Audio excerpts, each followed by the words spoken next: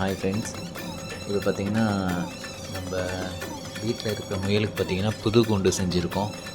அந்த கூண்டு எப்படி இருக்குன்னா, கீழே வந்து ட்ரே இருக்கும். கூண்டுக்கு கீழே ட்ரே இருக்கும். இதுக்கு முன்னாடி நம்ம வச்சுருந்த கூண்டு பார்த்திங்கன்னா, கூண்டுக்கு கீழே ஷீட்டு 2 ஷீட் இருக்கும். ஷீட்டில் பைப் வச்சு நம்ம அது மாதிரி பண்ணியிருந்தோம். இப்போ பார்த்திங்கன்னா புதுசாக ட்ரை பண்ணியிருக்கோம். எப்படின்னா கூண்டு கீழே ட்ரே வைக்கிற மாதிரி இருக்கும். இப்போ நான் செஞ்சுருக்கிற கூண்டில் பார்த்திங்கன்னா மொத்தம் 14 கூண்டு இருக்குது.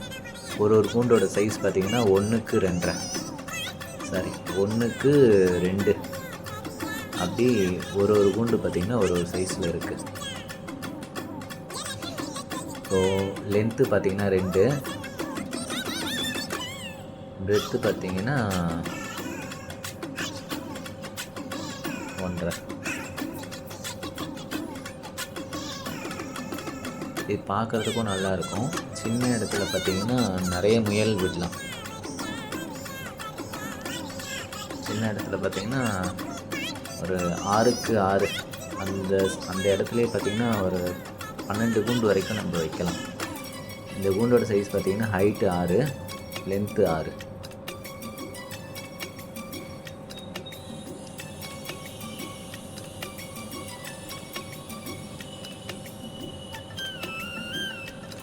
கூண்டு கீழே ட்ரே இருக்கிறதுனால நம்ம ட்ரே எடுத்து நம்ம ஈஸியாக க்ளீன் பண்ணிக்கலாம்.